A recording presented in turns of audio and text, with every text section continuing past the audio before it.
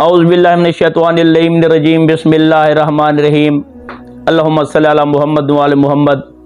میرے مولا کی نالائن کے صدقے میں بنی ہوئی اس وسیع و عریض کنیات میں جہاں کہیں بھی میرے مولا کے ماننے والے رہتے ہیں، میری طرف سے السلام علیکم تحفہ یا علی علیہ السلام مدد۔ بغیر حب علی مدعا نہیں ملتا، حقیقت بتانے لگا ہوں۔ بغیر حب علی مدعا نہیں ملتا اور عبادتوں کا بھی ہرگز صلہ نہیں ملتا۔ خدا کے بندے سنو غور سے، خدا کی قسم جسے علی نہیں ملتے اسے خدا نہیں ملتا۔ مومنین، آج میں آپ کو ایک پیارا سا واقعہ سنانے لگا ہوں۔ میرے مولا کائنات ایک جنگ سے واپس آ رہے ہیں یا بروایت شکار پہ جا رہے ہیں، اور راستے میں جنگل میں میرے مولا کو ایک خط ملا۔ یہ خط کس کا تھا؟ کتابوں والوں نے یہی لکھا ہے کہ یہ خط اس شخص کا تھا جس نے بدھ کے دن جمعہ پڑھوایا تھا۔ عجیب بات ہے، بدھ کے دن جس نے جمعہ پڑھوایا تھا۔ یہ خط کی تحریر کیا تھی؟ میرے مولا نے خط کھولا، خط پہ لکھا تھا، یا علی میں نے سنا ہے کہ تو مجھ سے لڑنا چاہتا ہے۔ یا علی اب تو بوڑھا ہو گیا ہے، اب تجھ میں وہ پرانی طاقتیں نہیں رہی۔ تو جانتا ہے کہ میرے پاس اتنی فوجیں ہیں، اگر میرا آخری فوجی ادھر شام میں ہو اور پہلے فوجی کا قدم کوفہ میں ہوگا، تو بوڑھا ہو گیا ہے، میرے پاس بہت بڑی فوج ہے، میرے پاس بہت بڑی طاقت ہے، میں تجھے منع کرتا ہوں کہ میرے ساتھ لڑنے سے باز آ جا۔ بس امیر کائنات نے یہ خط پڑھا، میرے مولا نے یہ خط پڑھا، خط کا پڑھنا تھا، میرے مولا کو جلال آیا، یا اس طرح کہہ لوں اللہ کے جلال کو جلال آیا۔ میرے مولا کے پاس کاغذ قلم دواز سیاہی روشنائی نہیں تھی۔ میرے مولا نے سامان سے نیزہ نکالا، بھاگتے ہوئے ہرن کے سینے میں نیزہ پیوست کیا، ہرن کے بہتے ہوئے خون کو سیاہی بنایا، نیزے کو قلم بنایا، اس سے خط کو الٹا کر کے علی نے زمین پہ رکھا۔ میرے مولا نے لکھنا شروع کیا، میں ہوں عبد خدا ناصر مصطفیٰ، میرے دل میں شریعت کا احساس ہے۔ پڑھنا آتا ہے تو غور سے پڑھ ذرا، میرا ہر لفظ جرت کا عکاس ہے۔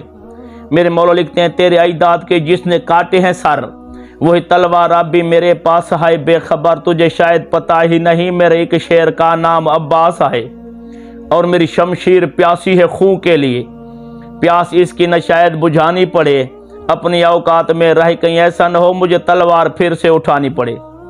امیر کائنات نے یہ خط لکھا۔ اب پتہ ہے یہ خط کس کو دیا؟ یہ شام لے جا، ترما بن عدی بن حاتم طئی، حاتم طئی کے پوتے کو خط دیا، اسے بلایا یہ خط ہے، اور شام چلا جا، حاکم شام کو یہ خط دے کے آ۔ اور یہ ترما کون تھا؟ تاریخ بتاتی ہے اتنا خوبصورت جوان تھا کہ لوگ اسے کھڑ کھڑ کے دیکھتے تھے، اور پڑھا لکھا اتنا تھا، نہج البلاغہ کا خالق علی اس کے علم پہ ناز کرتا تھا۔ یہ سامنے آ کھڑا، میرے مولا کی طرف دیکھ کے کہتا ہے، مولا یہ صرف خط دیا ہوں، یہ اسے پکڑ کے تیرے دربار میں لے آؤں۔ اوئے ہوئے ہوئے، نہیں ترما یہ صرف خط دیا۔ علی سے خط لیا اور اپنی امامے میں رکھ لیا۔ علی نے اس کا منہ چوما، اور اتنا طویل القامت لمبی قد کا مالک تھا، یہ اونٹ پہ سوار ہوا اور اس کے پاؤں زمین چوم رہی تھی۔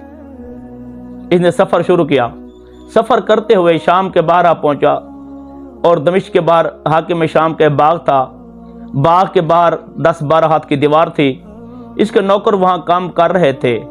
جب ترما پہنچا، اس کے نوکروں نے دیوار کے اوپر سے ایک آدمی کا سر دیکھا، حیران ہو گئے، اتنی قد کا مالک کہاں سے آ گیا ہے؟ یہ دوڑتے ہوئے ترما کے سامنے آ گئے۔ جملے یاد ہیں زیدی صاحب کے، وہ فرمایا کرتے تھے، حرامی حلالی کو نہیں جانتا، حلالی حرامی کو جانتا ہے۔ انہوں نے پہلا سوال تنزن کیا، وہ اونٹ پہ بیٹھا ہوا تھا، انہوں نے تنزن سوال کیا، اوپر دیکھ کے کہنے لگے، حال عندک خبر من السماء، آپ کے پاس کوئی آسمانوں کی خبر بھی ہے؟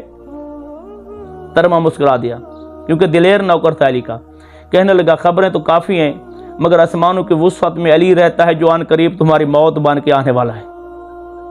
بس علی کا نام سنا طبیعت سیدھی ہو گئی، پیار سے تمیز سے کہنے لگے، کون ہو، کہاں جا رہے ہو؟ ترما نے کہا، علی کا قاصد ہوں اور امیر شام کو یہ خط دینے جا رہا ہوں۔ تو انہوں نے کہا، وہ سامنے دربار ہے، وہ سامنے اس کا دربار ہے، وہ بیٹھا ہے۔ یہ تو تھا اونٹ پہ یا ناکا پہ، یہ تیز رفتار گھوڑوں پہ چلے، ایک حاکم شام کے دائیں بیٹھ گیا، دوسرا بائیں بیٹھ گیا۔ حاکم شام سے کہنے لگے، بادشاہ سلامت، علی کا قاصد آ رہا ہے، بہت ہی چلاک قاصد آ رہا ہے۔ ہم نے تو صرف ایک ہی سوال کیا، طبیعت سیدھی ہوگی، آپ ذرا آرام سے بیٹھنا۔ حاکم شام نے دونوں کو پکڑ کر کہا اکٹھے کھاتے رہے ہیں، اب نبھائیں گے بھی ایک ساتھ۔ بس یہ باتیں کر رہے تھے، علی کا قاصد دربار میں داخل ہوا۔ علی کے نوکر کی بہادری بتانا چاہتا ہوں۔ یہ بتانے کا مقصد کیا ہے؟ اگر کسی دور میں جابر حاکم کا سامنا کرنا پڑے تو ترما کی سیرت پہ عمل کر۔ یہ باتیں کر رہے تھے، ترما دربار میں داخل ہوا۔ اس کے داخل ہونے کا انداز ذہن میں رکھنا، اونٹ سمیت، جوتیوں سمیت نیزے کو گھسیٹ رہا ہے، قالین کے دو ٹکڑے ہو رہے ہیں، دربار کھچاکھچ بھرا ہوا ہے، مندوبین، مورخین، فوجی، سپاہی سارے بیٹھے ہیں۔ بیچ دربار میں آ کر زمین میں نیزہ گاڑا، اس کے ساتھ اونٹ کو باندھا، اوپر منہ کر کہتا ہے اب بتاؤ تمہارا حاکم کہاں ہے؟ اللہ اکبر۔ عامر بن عاص سامنے آ کھڑا، غصے سے پیلا ہو گیا، کہنے لگا کون ہے؟ علی کا نوکر ہوں۔ یہ بتا کبھی پہلے بھی کسی دربار میں گیا ہے؟ ترما نے کہا ہزاروں بار گیا ہوں۔ عامر بن عاص نے کہا تو دربار میں آنے کا یہی طریقہ ہوتا ہے؟ اونٹ سمیت چلے ہو، جوتوں سمیت چلے آئے ہو، کتنے قیمتی جوتے باہر پڑے تھے، تو بھی جوتے اتار کے آتا، خدا گواہ ڈرا نہیں ہے؟ اس کی طرف کہتا ہے موسیٰ نبی کوہ طور پہ خالق کو ملنے گیا تھا، آواز قدرت آئی تھی موسیٰ فاخلا نالائکا، موسیٰ جوتے اتار دو، پاک وادی آ گئی ہے۔ ترما کہتے ہیں بندے کا پدہ بن، نہ یہ دربار کوہ طور ہے، نہ وہ خدا ہے، نہ میں موسیٰ ہوں، پھر جوتے کیوں اتاروں؟ پورا دربار دیکھنے والا ہے، اس کی انسلٹ ہو رہی ہے۔ عامر بن عاص نے کہا تو چلو ٹھیک ہے، جوتوں سمیت آ گیا ہے، یہ اونٹ تو باہر باندھ کے آتا۔ مسکرا دیا ترما، کہتے چلتے وقت میرے آقا نے میرے پیشانی پہ بوسہ دیا تھا اور مجھے کہا تھا چند وہاں دو باتوں کا خیال کرنا، ایک وہاں چوری بہت زیادہ ہوتے ہیں، دوسرا ان کو نر مادہ کا پتہ نہیں چلتا، اگر میں باہر اونٹ کو باندھ کے لاتا کوئی اسے چوری کر لیتا، اتنا سفر ہے مدینہ مجھے کون چھوڑا تھا؟ کیوں آیا ہے؟ خط لے کے آیا ہوں، خط دو۔ ترما نے امامے سے خط نکالا، یاد ہو میں نے بتایا تھا امامے میں خط باندھا تھا، ترما نے امامے سے خط نکالا۔ عامر بن عاص کہتا ہے عجیب بندہ ہے، ہمیں تیری سمجھ نہیں آتی۔ ترما نے کہا یہی بات ہے، اس لیے میرے مولا نے مجھے بھیجا ہے، جن کمینوں کو ترما سمجھ نہیں آتا علی کب سمجھ آئے گا؟ اللہ اکبر۔ عامر بن عاص کہنے لگا خط رکھا جاتا ہے، سامان میں رکھا جاتا ہے، جیب میں رکھا جاتا ہے، تھیلے میں رکھے جاتے ہیں، تو اپنے امامے میں خط باندھ کے لایا ہے؟ کہتا ہے تو چپ ہو جا، میری مجبوری تھی، علی کا خط تھا، اونچی جگہ پہ رکھنا تھا۔ اوئے ہوئے کیا بات۔ امیر شام نے دیکھا یہ کیسا قاصد ہے۔ عامر بن عاص نے کہا چلو تو اونٹ سمیت چلا آیا ہے، جوتوں سمیت چلا آیا ہے، امیر المومنین کا سلام کر لے۔ جملے سننا، جب کہا امیر المومنین کا سلام کر لے، ترما نے دائیں دیکھا بائیں دیکھا۔ عامر بن عاص کہنے لگا میں نے تجھے کہا ہے امیر المومنین کا سلام کر، تو دائیں بائیں دیکھتا ہے؟ کہتا ہے یہی سوچ رہا ہوں، امیر المومنین کو میں مدینے بیٹھا کے آیا ہوں، ادھر امیر المومنین کون؟ کہتا ہے یہ سامنے تخت پہ بیٹھا ہے۔ کہتے ہیں حیا کر، مومن میں ہوں، میں سے امیر مانتا ہی نہیں ہوں۔ امیر شام نے خط پڑھا اور خط کا جواب لکھا یا علی تیرا قاصد آ گیا ہے، اونٹ سمیت چلا آیا ہے، جوتوں سمیت چلا آیا ہے، بھرت دربار تھا، نہ میرا سلام کیا، قالین کے دو ٹکڑے کر دے، کل ہی کے بیت المال سے نئی قالین لی تھی، پورے بھرے دربار میں ہماری انسلٹ ہوئی ہے۔ یا علی میں نے تجھے پہلے بھی خط لکھا تھا کہ تو بوڑھا ہو گیا ہے، میرے ساتھ جنگ نہ کر، میرے پاس اتنی فوج ہے کہ جس طرح آسمان پہ ستارے ہیں، میرے پاس اتنی فوج ہے جس طرح زمین پہ رائی کے دانے ہیں، کس کس ستارے سے لڑے گا، کس رائی کے دانے سے لڑے گا؟ بس اچھی بات ہے مجھ سے جنگ نہ کر، باز آ جا۔ یہ خط لکھا، خط بند کیا، سرکاری مہر لگئی، اور دنیا کا پہلا مہمان ترما ہے جسے میزبانوں نے کہا اچھا خدا حافظ۔ ترمے کے ہاتھ میں خط آیا، ترمے نے ادھر خط کھول دیا۔ پہلی بار امیر شام تخت سے نیچے آیا، غصے سے لال تھا، کہنے لگا تو کون ہوتا ہے خط کھولنے والا؟ میں بادشاہ ہوں، علی بادشاہ ہے، علی کا خط میں پڑھ سکتا ہوں، میرا خط علی پڑھ سکتا ہے۔ کہنے لگا میں پڑھ بھی سکتا ہوں، میں جواب بھی دے سکتا ہوں۔ تو امیر شام نے کہا تو پڑھا ہے خط؟ نہیں پڑھتا ہوں۔ اچھا پڑھ لے خط۔ اب ترما خط بھی پڑھ رہا ہے، ہنس بھی رہا ہے، مسکرا بھی رہا ہے۔ امیر شام نے کہا کیوں ہنستا ہے؟ کہنے لگا کیا بات ہے بادشاہ سلام، یہی خط تھا جو میں علی کو دیتا، اس میں لکھا ہوا کیا ہے؟ حیران ہو گیا حاکم شام، کہنے لگا تجھے نظر بھی کچھ نہیں آتا؟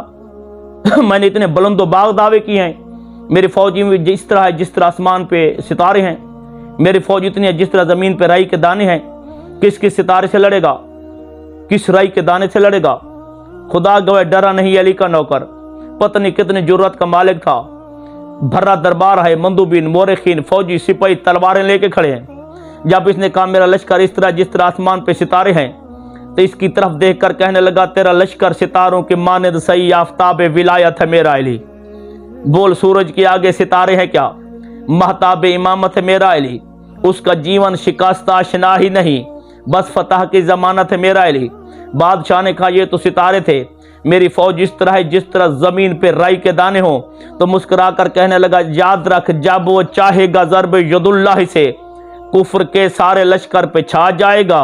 उसके लश्कर में मालिक सा एक मुर्ग है, तेरे दानों को चुन चुन के खा जाएगा।